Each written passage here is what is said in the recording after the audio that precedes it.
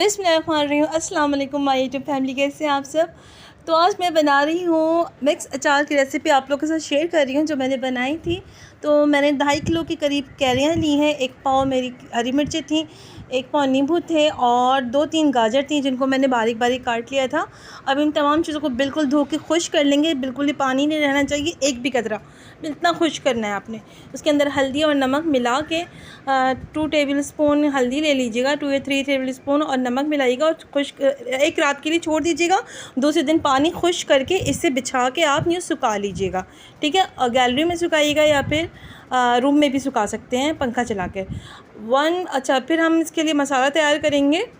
मैंने half cup सौंफ ली थी और 1 टेबल स्पून धनिया था, 1 टेबल स्पून ज़ीरा था। इन तीनों चीज़ों को हम हल्का सा रोस्ट करेंगे ताकि इसकी नमी निकल जाए। फिर इसको हम ग्राइंड करके पाउडर बना लेंगे, मोटा मोटा, ज़्यादा बारीक नहीं करना है।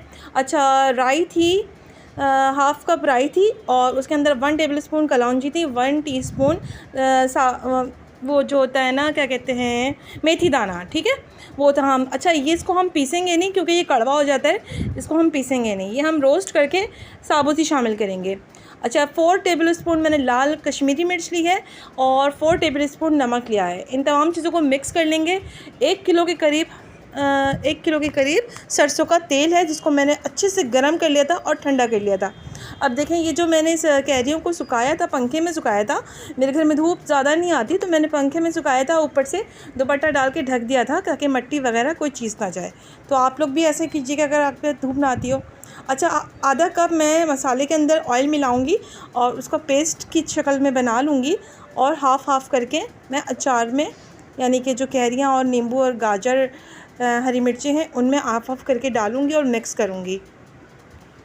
तो ये ख्याल ज़रूर रखिएगा कि आपके हाथ भी गीले नहीं होने चाहिए, गीला चमचा नहीं होना चाहिए, पानी कहीं से आपके अचार को टच भी ना करे, तो आपका अचार बहुत अच्छा बनेगा, बिल्कुल ख़राब नहीं होगा। और जैसे जैसे आप मेरी रेसिपी को फॉलो करेंगे तो आपका अचार यकीनन बहुत अच्छा बनेगा।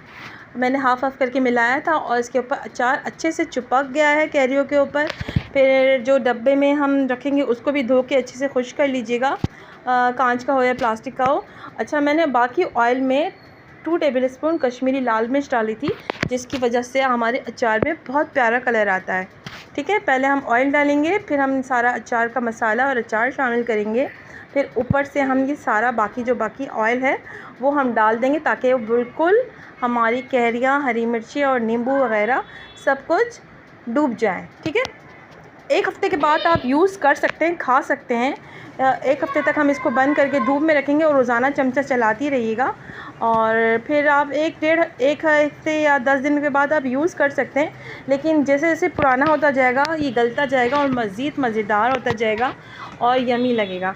मैंने बनाए हैं 2.5 किलो के करीब और जो मैंने आपको मसाले बताए वो 2.5 किलो के करीब के मसाले हैं। तो इसी तरह से आप बनाएंगे तो आपका अचार बहुत लज़ीज़ और मज़ेदार बनेगा। मेरा अचार जो मैंने बनाया है बहुत मज़ेदार बना है, सबको बहुत पसंद आया है।